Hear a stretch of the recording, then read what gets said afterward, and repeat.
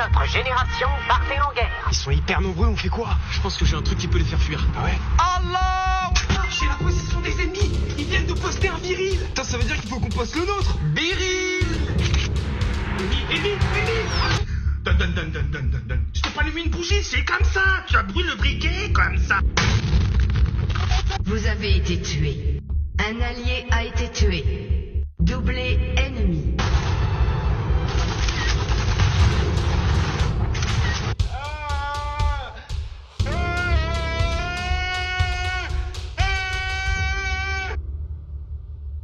Vous savez, depuis un certain temps, je tombe sur TikTok et je vois beaucoup de vidéos, même des personnes qui simulent s'ils doivent aller en guerre ou pas. J'avoue que ça me fait rire et je me suis posé une question. Je me suis dit, est-ce que la génération Z, on est prêt à partir en guerre? Est-ce qu'aujourd'hui, si on nous disait que tous les jeunes de 18 à 25 ans, hommes comme femmes, rendez-vous au centre de recrutement militaire pour être recensés parce qu'il y a la guerre, est-ce qu'on est prêt? En gros, je me demande, est-ce que la Gen Z ira en guerre? Mais est-ce qu'ils sont vraiment incapables de se battre ou c'est juste une illusion? L'autre jour, j'ai parlé avec un militaire qui a connu l'armée, qui a connu la guerre et tout. Il m'a dit, les jeunes d'aujourd'hui n'ont pas de trip. Ils ont grandi avec Netflix et TikTok, pas avec le bruit des bombes. Et c'est vrai qu'on peut se poser la question.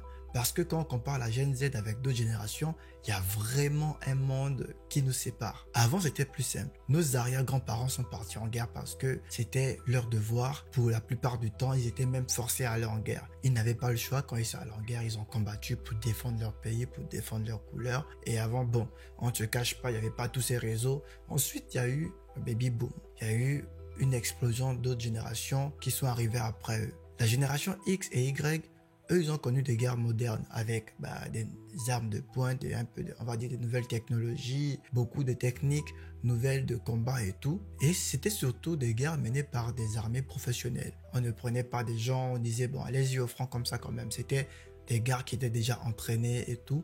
Et ils ont connu ça. Et maintenant, on arrive à la Gen Z. C'est la première génération qui voit une guerre en direct sur Twitter ou sur TikTok, qui voit des images brutes, qui voit vraiment à quoi ça ressemble une guerre. Parce qu'avant, on n'avait que des archives, on nous racontait des histoires. Et maintenant, on voit vraiment les guerres un peu partout. Et c'est aussi une génération qui sait que derrière chaque conflit, il y a des intérêts, il y a des manipulations politiques. Alors quand on dit à cette génération, prends un fusil et va défendre ton pays, elle va te demander pourquoi. Est-ce que c'est vraiment mon combat ou bien c'est ton combat à toi? Pourquoi toi tu prends pas un fusil et tu y vas? Sache que tu es tout seul dans ta guerre.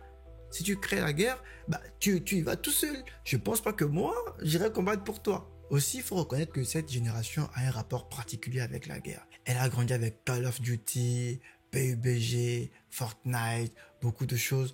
Vous voyez un peu. Et donc, elle connaît la guerre, mais derrière un écran et derrière la manette. Si tu demandes à un gars de la génération Z, c'est quoi la meilleure arme? Il va te répondre vite fait. Il va connaître que cette arme est plus puissante, ça et tout. Il sait faire la guerre, mais derrière son canapé et tout, derrière son écran, avec sa manette, quoi. Il sait où se cacher, il connaît un peu les tactiques de guerre, mais c'est derrière son écran. C'est aussi une génération qui est ultra connectée. Franchement, quand on dit ultra connectée, on est la génération qui a beaucoup plus de ressources. Elle ne découvre plus la guerre à travers les propagandes, la télé ou tout le reste. Si elle veut vraiment savoir ce qui se passe, elle va sur des réseaux qui sont un peu libres d'accès et tout. Et ils vont voir réellement, ils ont l'information en direct. Ils ont vraiment des images. Je pense qu'on a connu un peu tout récemment des conflits un peu tragiques où on a vu des images un peu choquantes. C'est aussi une génération qui ne croit plus au discours des politiques. Avant, on pouvait convaincre nos anciens avec des discours. Aujourd'hui, allez défendre votre pays, on nous attaque par-ci, on nous attaque par-là. Aujourd'hui, quand il y a un discours, la Gen Z, elle va vérifier la vérité sur Internet. Aujourd'hui, on est un peu réticent par rapport à ce que nous dit la télé. Même si on aime toujours regarder les infos à la télé, on se dit, bon, ok, j'ai vu ça comme info, je vais aller regarder sur Twitter s'il y a ça. Je vais aller regarder sur Telegram, je vais regarder un peu partout.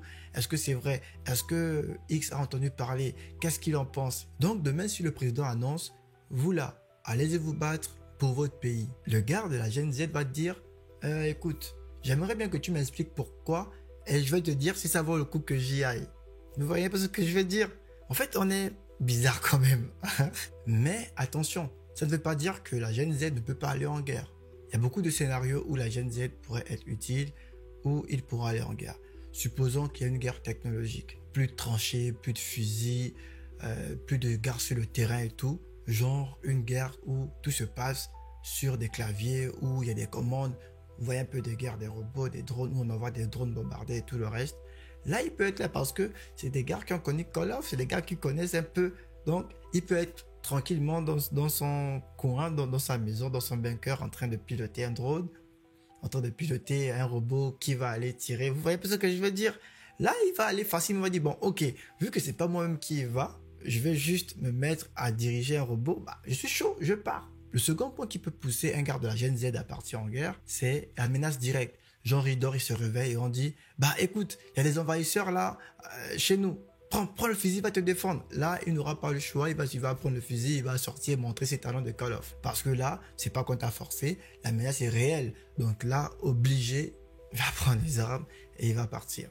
Donc, si la ville est bombardée, il va voir que sa famille est en danger. En fait, quand le danger sera vraiment réel, là, il sera obligé. Je pense que même moi-même, là, si on me dit, écoute, hey, je suis obligé, le danger est réel. Donc, je me dis, si je reste à la maison, je vais partir. Mieux partir en héros. Donc, on part. Le dernier point, ce qui peut motiver tout le monde, homme comme femme, adulte comme enfant, c'est la motivation économique. Si on dit aujourd'hui, hey, rejoignez l'armée et on vous donne 10K par mois. Et nous tous, je pense que même moi, je vais partir. Sans savoir que peut-être que ta paye que tu vas toucher sera juste un seul mois parce que tu n'auras pas le temps de toucher les autres payes. Tu vois, mais quand même, on va pas réfléchir deux fois, on va se dire, hey, j'y vais. Est-ce que toi, si on te donne 10K par mois, tu pourras rejoindre l'armée? En gros, je veux dire par là que certains vont s'engager, pas par patriotisme, mais parce que il y a un intérêt derrière, il y a une motivation forte quand même. Ils savent que bon, j'y vais parce que bon, je serai plus fauché, vous voyez. En gros, c'est pas vraiment en général, hein, c'est vraiment, d'après ce que je vois, je sais qu'il y a des gars qui partiront parce qu'ils savent que bon, peut-être ils viennent des familles militaires, donc pour eux, c'est automatique. Je parle des gars qu'on voit sur TikTok là. Hein. Il y a des gars, quand ils vont arriver, hey les gars, bienvenue, je suis arrivé dans tel endroit. Écoutez, bon, j'ai une arme, l'arme vient de chez machin, le gilet ça vient de chez tel, bon, les bottes, très confortables, ça vient de chez tel. Écoutez, les jumelles, tout ça, vous voyez un peu, on va faire des hauls et tout le reste. Et c'est ce qui est un peu drôle, mais en même temps, bon, je sais pas s'il faut rire, s'il faut en pleurer, mais sincèrement, en conclusion, est-ce que si aujourd'hui, on nous dit à la Gen Z, je dis nous parce que je fais partie de la Gen Z, allez-y combattre, est-ce que on est prêt? Honnêtement, il y a des gars qui sont prêts, je sais qu'il y a des gars qui sont prêts, et des gars qui sont vraiment pas prêts, parce que en vrai, je ne sais pas s'il faut dire qu'on a eu la chance de ne pas avoir connu des guerres et tout le reste. Il y a des gars, ils sont vraiment pas prêts. Même moi, à Call of, je suis pas hyper bon. Imagine si on le met sur le front. Je ne pourrais pas. Je ne pourrais pas. Dis-moi ce que tu penses de cette vidéo. Est-ce que tu es prêt à aller en guerre, défendre ton pays? Est-ce que tu es prêt à défendre ta nation? Est-ce que si on te dit aujourd'hui, vas-y, tu pourras sans réfléchir deux fois? Moi, la question, je dirais oui, parce que faut défendre quand même son pays, les gars. Hein, vous êtes obligés. Vous êtes obligés. Non seulement c'est la patrie, vous êtes obligé de défendre votre patrie.